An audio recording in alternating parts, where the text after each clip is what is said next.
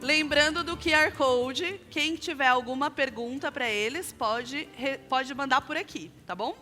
E no nosso palco 2, nós teremos a Roberta Valésia, sócia e CHRO da Neon, a Gabriela Canhas, que trabalhou comigo na Loft e hoje é CHRO da Nuvem Shop, o Breno Vaz, VP de Gente Jurídico na Conexa, e a Ju Jordão, que é diretora de pessoas da Taco. E a gente vai falar aqui sobre o primeiro ano da adoção, o que se monta antes da gente pensar em escalar. Venham para cá. Palmas, gente.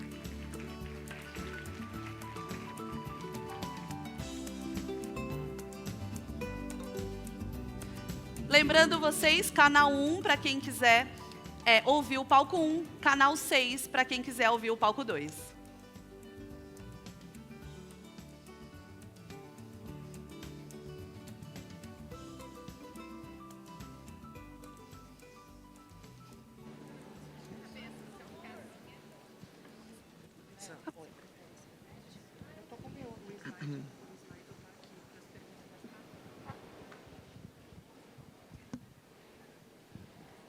Oi, gente, vamos ver. Vocês me ouvem aqui? Escutando. Vocês me ouvem aí? Perfeito, gente. Bom dia. Painel antes do almoço. Quem tá com fome aí já? Olha só, tô escutando uns estômagos aí, né? Conversando já. Mas, primeiramente, obrigado pelo convite para estar aqui, para a gente discutir um pouco mais sobre esse ponto que, assim, quem me acompanha e já esteve no RH Summit, eu sou um tanto quanto um hater do futuro do trabalho, porque eu não aguento mais o povo falando do futuro, sendo que o presente não está bom. A gente está falando muito de IA, é bacana a gente entender como que a gente traz isso para o contexto do agora, como que a gente usa, e nada mais justo do que a gente aprender com pessoas que já colocaram isso em prática em 3 contextos diferentes, né? Uma delas criou, a outra contratou e a outra o conselho mandou usar, e agora? Então, vamos começar aqui, vamos apresentar primeiro a Lê, bem-vinda. E a Lê já esteve comigo em alguns momentos, bem-vinda. Conta um pouquinho aí para o pessoal. Oi, gente. Bom dia. Muito obrigada por estarem aqui. Obrigada a todos por compartilhar aqui este espaço. A gente vai aprender muito juntos. Eu sou Alejandra, lidero a área de Gente e Cultura desta área. Nesta área, ela nasceu de uma cisão do grupo Softplan. Vocês estarão se perguntando por o sotaque. Eu sou uruguaia, 18 anos no Brasil. Muito feliz por estar aqui. Muito obrigada, Leo. Agora, seguindo aqui, conta um pouquinho quem é você. Olá, pessoal. Bom dia. Prazer estar aqui. Obrigada pelo Taco, pelo evento. Acho que está sendo muito legal. Eu sou a Isa. Eu sou responsável por RH, jurídico e outras coisas a mais na COV. Acho que a gente está num momento extremamente desafiador de uso da tecnologia, mas um momento muito interessante que a gente vai ver uma ascensão da utilização da plataforma. Mas na COV, onde eu hoje trabalho, a gente tem um grupo muito heterogêneo, né? A gente tem 800 a 1.000 pessoas que cuidam de manutenção. Então, eu tenho mecânico, eu tenho reparador automotivo e eu também tenho um back-office. Então, dentro desse contexto, eu preciso entender aonde eu uso a inteligência artificial para, de fato, trazer um benefício para a empresa, né? E a gente conseguir materializar, de fato, esse benefício. Então, a gente ainda tem bastante coisa para fazer, tem muita coisa para estruturar e, enfim, muita coisa muito legal trocar com todos vocês aqui hoje. Ale e Breno e Léo, obrigada pelo convite, gente. Vamos para o nosso papo. Bora. Breno, agora conta um pouquinho como é que é trabalhar para a Doctoralia, o que está acontecendo por lá. Bom dia, pessoal. Meu nome é Breno. Hoje eu sou diretor de recursos humanos da Doctoralia. A Doctoralia faz parte do grupo DocPlanner, a maior health tech do mundo. Está em 13 países, então eu troco bastante com meus pares mundialmente, né, sobre AI, os desafios. E a ideia é trazer um pouco aqui dos nossos aprendizados, dos nossos erros, acertos. Tem bastante desafio que a gente teve que enfrentar e muitos outros que a gente ainda está enfrentando, Léo. É isso. Bacana que tá todo mundo construindo, né, gente? Aquela história, tá tudo pronto, peraí, que a gente recebe nos anúncios às vezes. Calma aí, vamos usar o senso crítico em torno disso. E eu vou começar agora daqui para lá com o Breno. Quando essa jornada começou, em que momento estava a empresa e o teu time de people? E qual o problema concreto que você precisava resolver com o IA? Perfeito. Começou quando a gente, de fato, se estruturou, estava se estruturando como empresa para colocar a inteligência artificial à disposição dos médicos. Então, a gente lançou um produto, se chama Noa, e para lançar esse produto, obviamente, a gente precisava contratar pessoas que também soubessem usar AI. Então, foi o primeiro desafio ali com o recrutamento. As tech recrutas precisavam entender sobre AI para contratar esses profissionais. Não tinha muita gente no mercado ainda com tanta experiência assim. Isso eu estou falando de 3 anos atrás. A gente contratou muita gente na Europa. E os nossos desafios começaram a partir daí. Então, a partir da contratação e, diante disso, vários outros desafios a gente começou a tentar desdobrar com a inteligência artificial. Como os líderes, por exemplo, avaliam os funcionários, a gente via que precisava aumentar esse nível ali da liderança, então buscamos, através da AI, nos ajudar nessa construção. E o recrutamento em geral, como é que a gente poderia ser mais assertivo nesse recrutamento. Então, a gente buscou realmente ali a inteligência artificial para nos apoiar no processo. E você, Isa, quais os desafios que você tinha lá que a IA podia te ajudar ou facilitar ou acelerar também? Eu acho que a gente tem ainda muitos desafios atuais e até pelo desenvolvimento mesmo da tecnologia que a gente vê de 6 meses para cá. Mas no que eu senti na pele foi diferente do Breno, que ele tentou estruturar isso e fazer isso dentro de casa. A gente teve uma visão muito de olhar para o que já existia e tentar fazer isso funcionar dentro da minha realidade. Então, primeiro, acho que o primeiro desafio dentro da COV foi estruturar todos os dados para que a IA trouxesse, de fato, uma eficiência. Porque eu acho que muita gente tenta usar a inteligência artificial sem ter dados estruturados, processos estruturados, e isso acaba levando ao fracasso. Porque a implementação disso de forma descontrolada não gera valor. Então, isso foi um desafio muito grande no momento em que a gente começou a utilizar a inteligência artificial. E talvez a ansiedade das pessoas com relação a isso também tenha influenciado negativamente o uso das plataformas.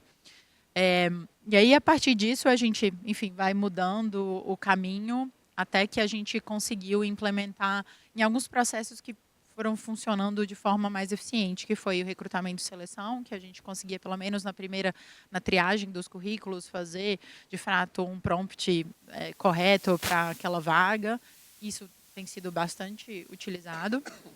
E depois a gente começou a usar também no nosso ciclo de performance review. Todos eles, na implementação não necessariamente foi um sucesso, mas a gente foi ajustando para que isso fosse, de fato, trazendo um benefício para as pessoas que usam e para as pessoas, o resultado em si para a companhia. Então, acho que a gente foi moldando isso.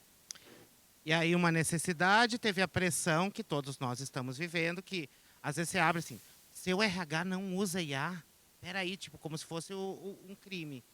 E aí a gente também tem um board, muitas vezes, nos cobrando sobre isso. Sendo impactado por notícias sobre isso, por conteúdo sobre isso. E aí vira para o RH e fala, você tem que implementar isso. A Lê viveu isso e vai contar um pouquinho para a gente. A Lê, como é que foi, qual era a dor e como é que isso chegou em você? Muito bem. Eu vou tentar responder desde 2 contextos um pouco diferentes.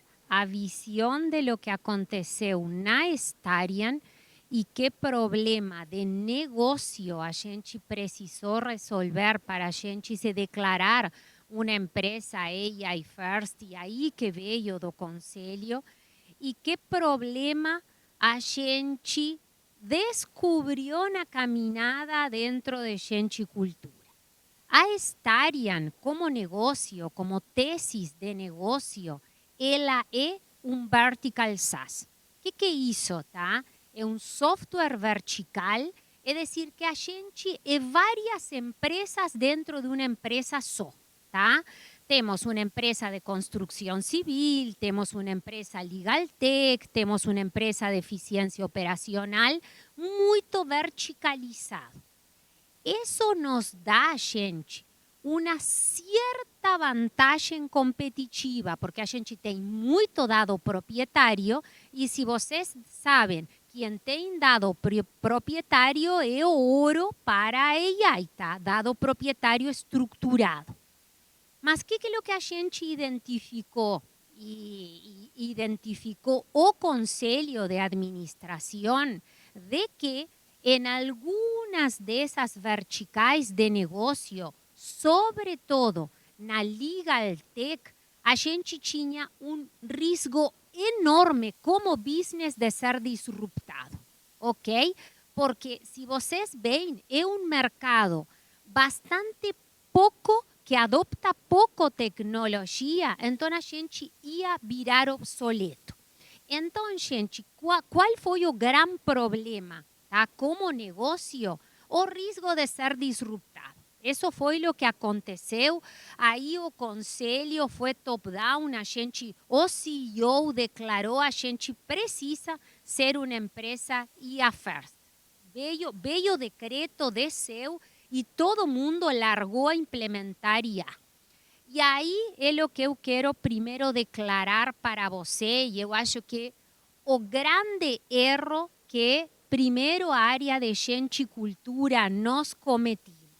Veio esse top-down e a gente começou a implementar IA, porque vocês sabem, tá? Que as áreas de recursos humanos dentro das empresas sempre sofrimos com um síndrome de impostor horroroso, tá? Sempre, gente. É área de apoio, é área de back-office, e a gente tem sempre esse síndrome. Então, a gente saiu adoptando IA, tá? A gente saiu adoptando IA no recrutamento, a gente saiu adoptando IA em AVD, a gente saiu adoptando IA em People Analytics, saímos adoptando a IA por todo, sem antes a gente ter se perguntado exatamente a pergunta muito inteligente que Leo fez. Que problema de gente a gente quer resolver? Tá? Então, assim, primeira dica de um erro, tá? Que a gente teve, a gente saiu implementando sem saber muito claramente que problema a gente quis solucionar. Quando a gente se fez essa pergunta, depois de já ter comprado várias ferramentas, era uma loucura, tá? Todo mundo batia a cabeça dentro da área de gente e cultura, e era IA para isto, era IA para outro, era BI para isso. A gente parou e começou a se perguntar. Então, nós tínhamos, assim, 3 grandes problemas. Tínhamos um problema de recrutamento, tá? Porque a gente, uma empresa muito técnica, então a gente adoptou IA, depois eu conto para vocês, para não tomar muito tempo. Nós tínhamos um problema de modelo de avaliação de performance, e olha como é diferente, gente, eu não falei de ferramenta, eu falei de modelo de avaliação de performance, e a gente adoptou IA no modelo de avaliação de performance, e depois a gente tinha um problema grande de escalabilidade de atendimento das nossas VPs. Eu cheguei a ter um time de 14, 15 VPs. Era impossível escalar as VPs, então, e de qualidade do atendimento. Então, adoptamos IA também para resolver esse problema. Mas no caminho teve muita pisada de bola, porque a gente saiu como louco adoptando IA, sem se fazer a pergunta que problema a gente tinha que resolver. E aí, agora vamos entrar no case do Breno. Breno, foram aproximadamente 2 anos, gente. 2 anos, ó. O povo quer que a gente... O povo fala que RH só aperta botão, né? Então, 2 anos não é apertar botão. Você tem que apertar vários botões para organizar isso, para que você tivesse um resultado defensável, incluindo ter uma profissional sênior dedicada por meses para treinar o modelo. Como que você sustentou o projeto durante esse período? E quais os sinais indicavam, tipo, peraí, será que chegou a hora de eu falar não deu certo, volta, repensa? Como é que foi esse processo de 2 anos? Eu acho que eu fui privilegiado, porque na minha empresa, diferente do que aconteceu ali com a Alejandra, a gente tinha muito bem o que a gente poderia ou buscava resolver de problema ali com a AI. tinha dois problemas muito claros. Um no recrutamento era a nossa taxa de conversão. Alguns currículos a gente sempre deixava de analisar, porque a gente tinha uma vaga, vários currículos chegavam para a gente, um volume grande. A gente tinha um período que analisava aqueles currículos, fechava a vaga e vários outros acabavam ficando ali. Então, não sabia se eram candidatos bons. Quando abria de novamente essa vaga, muitas vezes a gente não tinha filtrado aqueles currículos, voltava a filtrar, já tinha currículos obsoletos. E a taxa de conversão, de fato, para alguns líderes, principalmente para alguns tipos de vagas, a taxa era ruim. Então, o que a gente fez? A gente mapeou quais vagas a gente queria, para quais líderes, quais vagas mais importantes a gente queria trabalhar com a AI, e a partir disso vem os dados. Como é que essas vagas hoje são fechadas, qual é o perfil, então a gente fez todo esse mapeamento e pegamos a recrutadora sênior e começamos a fazer as entrevistas. As entrevistas eram gravadas, a gente falava com os candidatos, então a gente treinava a AI assistia às entrevistas e depois ela começava a entender quem é que passava. Então, ela começou a pegar esse padrão, esse é o perfil, esses são os candidatos que são aprovados, eles respondem assim, normalmente tem essas características, inclusive dados interessantes, os 10 primeiros minutos das entrevistas, a AI já conseguia ter uma previsibilidade que a gente não conseguia ter nos olhos humanos. Então, 80% ela acertava quem ia passar para a penúltima e última fase. E a gente ainda não sabia. Então, a gente foi testando. Olha, esses são os currículos que ela acredita que vai avançar, esses são os candidatos. E a gente não falava para as recrutas para não induzir. E foi avançando. Só que para fazer todo esse processo, a gente treinou a AI assistia as entrevistas, depois a recruta olhava os pareceres da AI e ia moldando. Olha, isso aqui não está bom, isso aqui está legal, isso aqui precisa ser ajustado.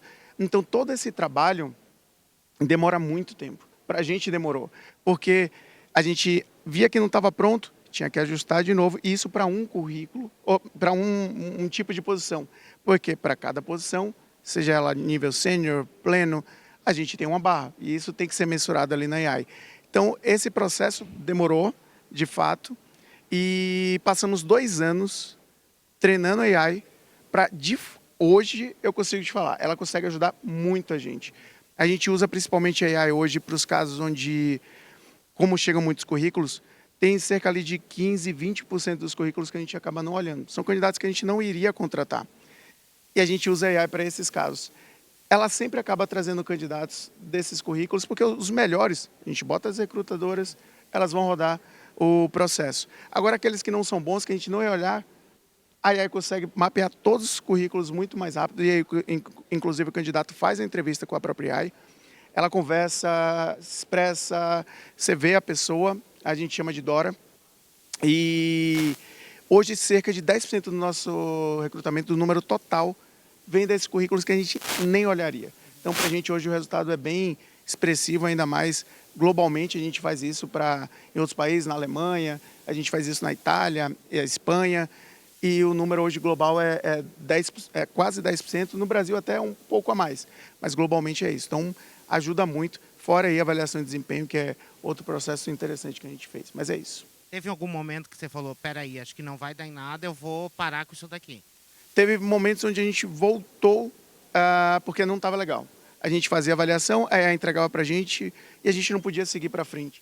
Então, eu acho que esse é o momento mais crítico. Você parar, olhar e falar, eu não vou passar isso para frente, porque ali tem candidatos, a gente precisa respeitar. E também tem, obviamente, a gente não quer só empurrar a AI. Falar, estou usando, isso aqui estão os resultados. Então, enquanto não estava bom, e teve muitos momentos, a gente não seguiu em frente. Falou que estava ruim, mas a gente teve apoio. Porque a gente sabe que isso é um processo a longo prazo. Não dá para querer que a AI vá lá e transforme a vida de uma empresa em 1 mês, 2 meses. Vai demorar. Se quer fazer bem feito, fazer é fácil, mas o bem feito vai gastar tempo, recurso e etc. Eu gastei minha melhor recrutadora, foi quase 3 meses, ela treinando. Hoje a AI dá feedback da avaliação dela. Hoje chegou nesse nível, mas foram 2 anos para 3 perfis de vagas, apenas isso. Então é bastante esforço, mas hoje traz resultado. Eu quero provocar uma coisa aqui, porque assim como muitos dos nossos líderes e empresas têm preguiça, vou chamar de preguiça, tá? De treinar pessoas, a gente muitas vezes também tem preguiça de treinar a IA. Teve um dos painéis anteriores que estava escrito de repertório. A IA precisa de repertório. E o profissional que está operando ela também. Eu tiro por um exemplo meu. Quando eu saí do ChatGPT e fui usar o Cloud, eu falei, porra, não entende o negócio que eu estou fazendo, não está funcionando. Aí que eu fui entender que eu preciso treiná-lo para ele entender aquilo que eu quero. Então, às vezes, a primeira rodada que você colocou lá não vai sair do jeito que você quer. E você vai ter que treinar, você vai ter que gastar tempo, assim como você utilizaria para treinar um ser humano. Um novo profissional de RH precisa de repertório. A IA também vai precisar de repertório. E aí eu vou jogar para a Isa agora, que viveu um cenário um pouquinho... A empresa nasceu, cresceu vertiginosamente. E nesse crescimento, cara, acredito que muitos de vocês já tenham vivido esse cenário. Aquela velha frase de trocar o pneu com o carro andando. É colocar Literalmente com o carro andando. No seu caso, literalmente. Literalmente com o carro andando, mas eu acho que eu acho muito interessante porque o desenvolvimento de IA dentro da nossa empresa, a gente talvez tenha um foco em algumas áreas. Por quê? Que nem eu disse, é muito heterogêneo. Então, a Cover é uma empresa que tem 8 anos, mas de 2021 até agora, a gente tinha 300 funcionários, e hoje a gente tem 1.800 funcionários. E nessa época, a gente decidiu internalizar a manutenção dos carros. E aí, ao fazer isso, a gente tem desafios internos muito diferentes para endereçar de cada uma das áreas. Então, não tinha, e eu acho que não vai ter tão cedo, uma bala de prata que enderece todas as áreas. Nem mesmo para a mesma área você vai ter uma inteligência artificial que você vai conseguir utilizar da melhor forma para todas as áreas, provavelmente. Então, o desafio nosso dentro de People era que a gente tinha muitos desafios como empresa e a gente não conseguia priorizar o desenvolvimento do nosso time com inteligência artificial para chegar na inteligência artificial que a gente precisava. Por quê? Eu preciso fazer seleção de mecânico, de reparador automotivo, e ao mesmo tempo contratar CTO e back-office financeiro e outras coisas mais. Então, a minha plataforma de AI no processo de recrutamento era muito complexo treinar para todos esses modelos. E a gente não via valor naquele momento específico, que você tem desafios completamente diferentes. Eu não tenho... Muito difícil a gente conseguir contratar os mecânicos atualmente, num momento em que você vive uma mudança muito relevante, né, no setor de contratação. Você tem pouquíssimos mecânicos, mesmo a gente fazendo o que a gente chama de escola COV, em que a gente contrata as pessoas e dá a oportunidade para elas se desenvolverem durante 2 meses contratadas, e mesmo assim a gente tem bastante dificuldade. E, outro lado, você tem o back-office com as pessoas usando inteligência artificial e uma necessidade muito diferente. Então, o que a gente fez naquele momento? Eu falei, cara, eu não vou ter tempo de desenvolver isso e atacar todos os problemas ou todos os gaps que eu tenho dentro das áreas e as nossas necessidades. Como recrutamento, eu preciso optar por aqui onde usar e como usar de uma forma mais eficiente. E dentro do que a Ale falou também, de entender o autoconhecimento da área, no sentido de qual vai ser a melhor forma e o que eu quero resolver com isso. Não posso ter inteligência artificial no meu processo de recrutamento para mecânico, mas eu posso ter para o processo de recrutamento do financeiro, posso ter para o processo de recrutamento de vendedores, ou do meu time comercial, do jurídico, enfim, de outras coisas. E a gente começou nesse sentido, de tentar atacar justamente aquilo que a IA me dava mais valor. E a gente começou fazendo testes, obviamente, com revisão. Então, foi muito... com bastante cuidado, porque acho que é um outro ponto que todo mundo precisa ter muita consciência, é que o RH trabalha com dados, né, sempre. Então, a gente tem que ter muito cuidado como usa a inteligência artificial para não ter problema de governança no futuro. Então, começamos com esse recrutamento e seleção de uma forma controlada, começamos o time de comercial, que foi super importante para a gente, porque a gente conseguiu, eventualmente, achar o perfil ideal. Então, a gente construiu o perfil ideal com a utilização da inteligência artificial. Não necessariamente a gente treinando, mas um aprendizado mútuo, da gente colocando os nossos requisitos e, obviamente, a inteligência artificial mapeando e trazendo para a gente, talvez, o perfil ideal através da combinação de fatores humana e inteligência artificial. No início, acho que o maior desafio que a gente enfrentou foi, de fato, dados. A gente, apesar da gente ter 1.800 pessoas no nosso time, a gente fazia a maioria das coisas manual. Então, eu fazia, para vocês terem uma ideia, gente, folha de pagamento de 1.800 pessoas de forma manual. Então, assim, era bastante complexo para vocês que entendem disso. Então, a gente fazia recrutamento também. Tudo era muito manual. Então, para a gente conseguir colocar todos esses dados e entender o processo de uma forma otimizada, a gente demorou bastante tempo. E aí, quando a gente começou a implementar, a gente fez vários testes e hoje a gente também já tem uma economia de mais ou menos 30% do tempo das nossas recrutadoras que fazem essa triagem. A inteligência artificial faz essa triagem. E acho que é bem produtivo, a gente já tem uma assertividade muito grande com relação às vagas. Além disso, a gente usa a inteligência artificial no nosso processo de desenvolvimento e de avaliação do ciclo de performance. Gente, desculpa, eu tô puérpera, então estou esquecendo absolutamente todas as palavras, vocês me desculpem. Mas o ciclo de performance a gente também usa justamente para ajudar o time a conseguir fazer uma avaliação mais embasada, com mais detalhe. A gente via no nosso processo de avaliação as pessoas eram muito relapsas. Não que a inteligência artificial veio ajudar nisso, a gente teve que construir em conjunto também com os times falando, pessoal, vocês têm que dar mais feedback, dar mais exemplos. E a gente viu que a gente queria atacar isso, porque os feedbacks não eram construtivos, não ajudavam as pessoas a se desenvolver. Então, a gente precisou não só treinar as pessoas para que elas soubessem dar o feedback, mas também, com a inteligência artificial, que esses feedbacks fossem mais detalhados. Então, a gente também contratou uma plataforma para ajudar, tanto no treinamento quanto no desenvolvimento, e a acrescentar os feedbacks para que as pessoas pudessem se desenvolver naquilo que a gente queria. Então, essa também foi uma implementação que foi feita com cuidado, mas que claramente a primeira avaliação todo mundo usou de uma forma... não teve um discernimento no uso, e por isso que a gente fez um treinamento muito mais focado para isso no segundo ciclo, e agora sim a gente está vendo mais resultado. Perfeito. E aí agora a Lê vai terminar de contar para a gente como é que faz para, nesse cenário, não virar um Frankenstein de várias IAs circulando por dentro da empresa, várias pessoas. Quem decide o quê, para que lado que vai, como que eu priorizo. Conta um pouquinho como é que você fez isso lá, Lê. Muito bem, eu não sei se eu tenho essa resposta pronta, mas vou tentar ensaiar aqui com vocês. Só antes de responder a pergunta de Leo, eu queria voltar no case do Breno, tá? Gente, porque ele foi brilhante, como ele contou para nós, como foi o processo de implantação da IA para recrutamento e seleção. Tem um conceito que é super importante que vocês consigam entender que existe quando uma nova tecnologia é implantada, que é o custo invisível da implantação da IA, tá?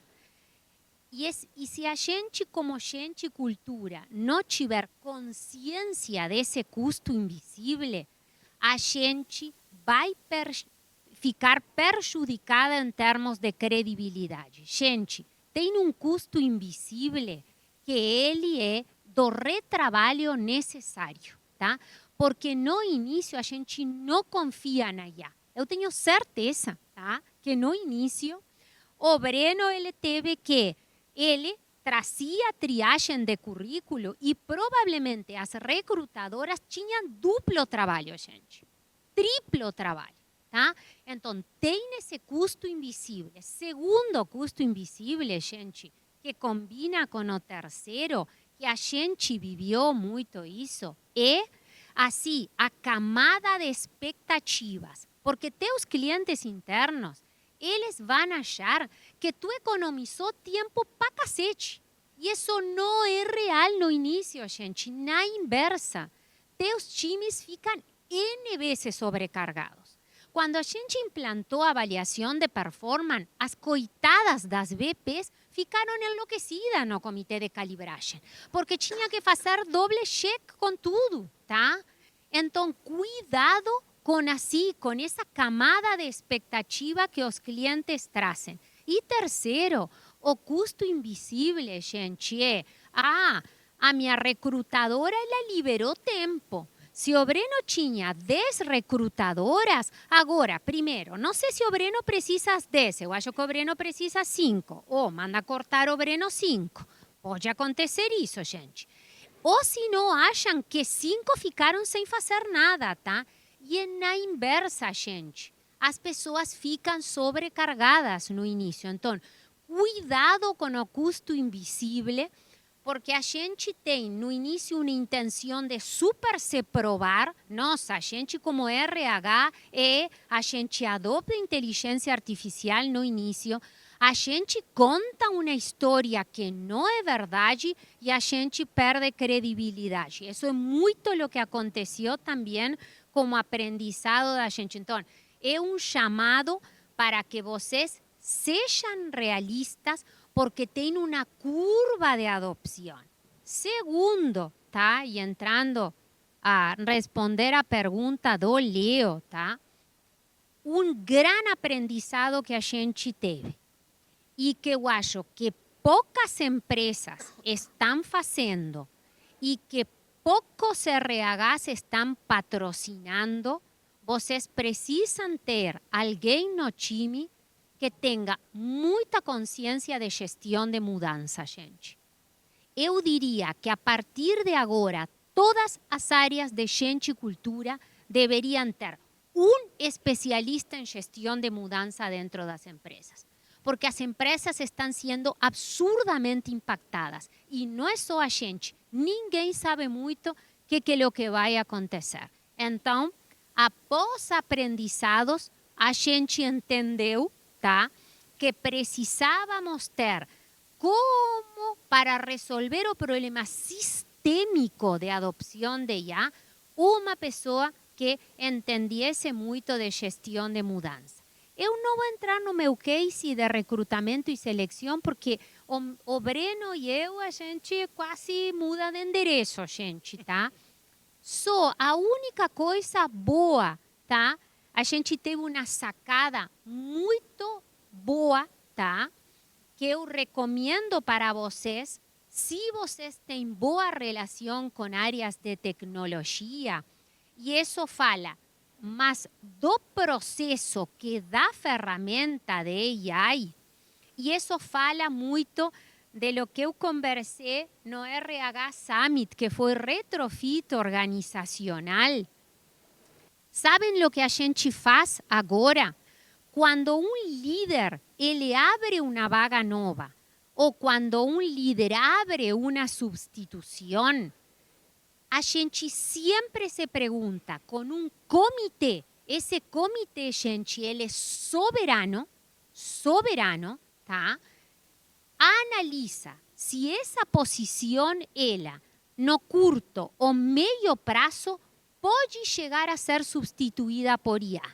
Se essa posição pode ser substituída por IA, e eu tenho CTO nesse comitê, gente, e é um comitê no meio do Slack, no meio do Teams, não é que a gente se reúna formalmente. Isso, gente, evita muito retrabalho e, sobretudo, a gente tem muita responsabilidade com a gente que contrata, tá?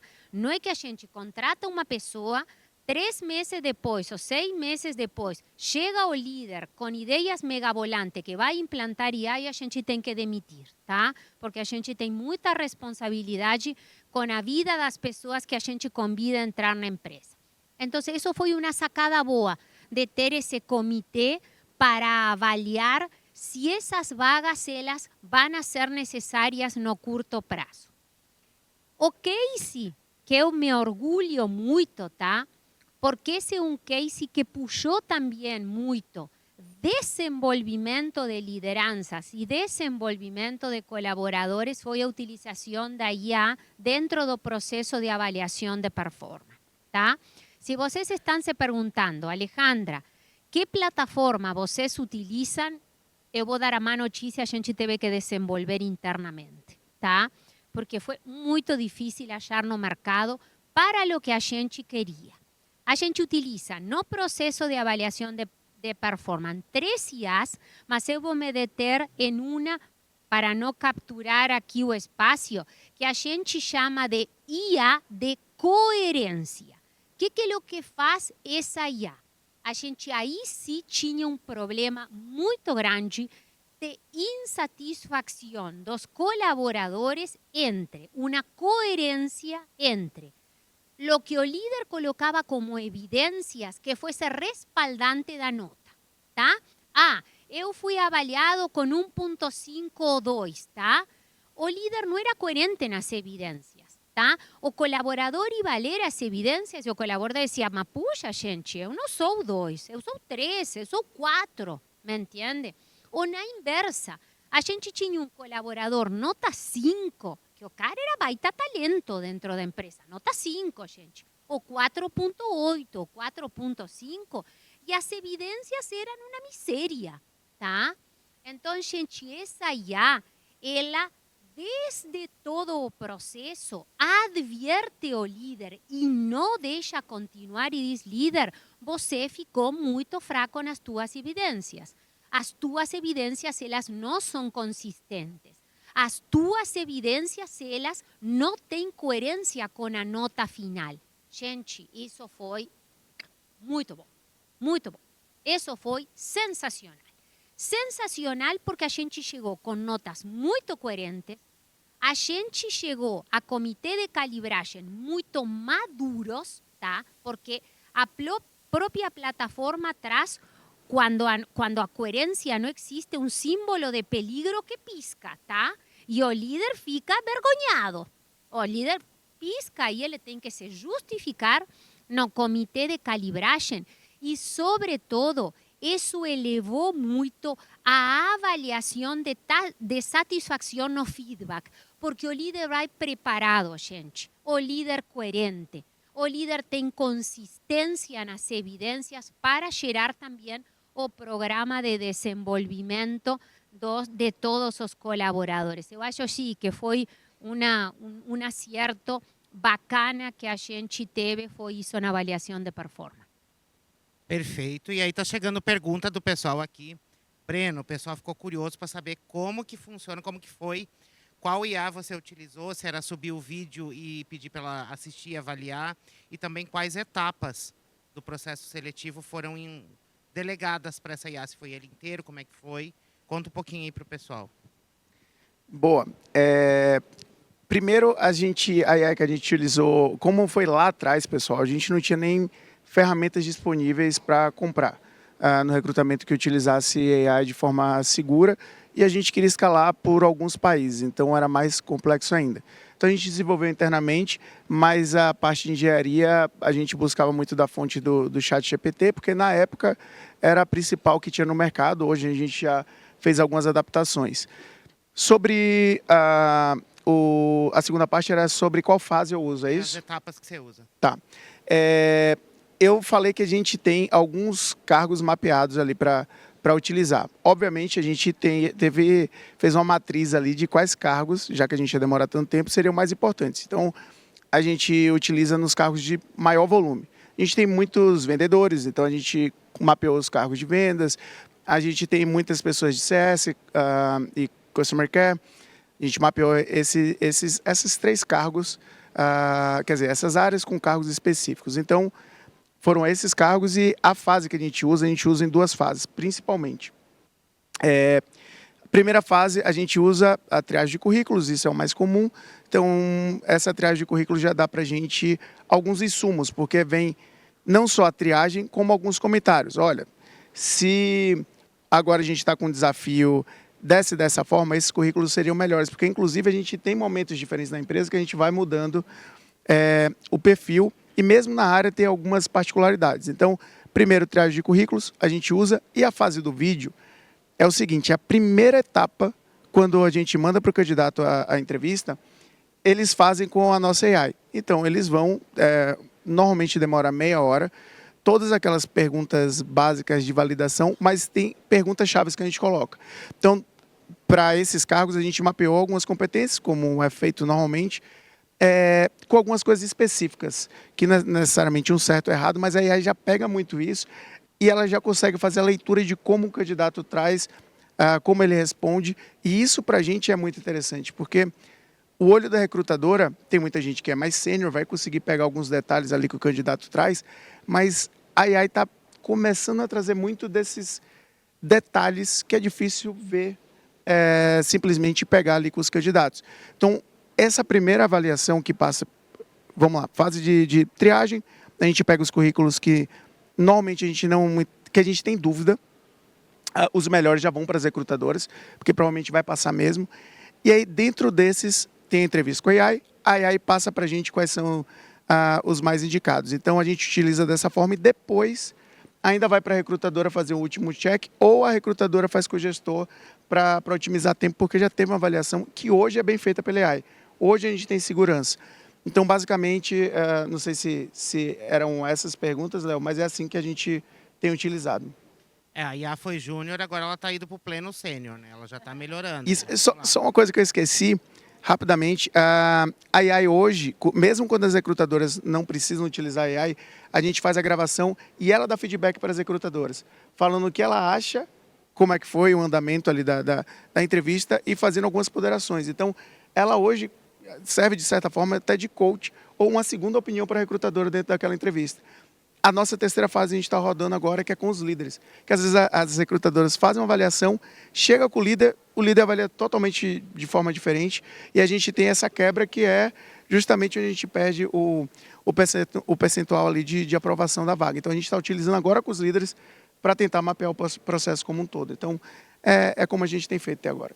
Perfeito, em fases e demanda uma coisa que a gente conhece em treinamento, que é curva de aprendizado. A IA também tem uma curva. E aí, Isa, agora o pessoal está perguntando, vocês chegaram a testar a IA para recrutamento de mecânico ou a decisão já foi antes por uma leitura de cenário? Por que vocês não estão utilizando? O pessoal ficou curioso aqui.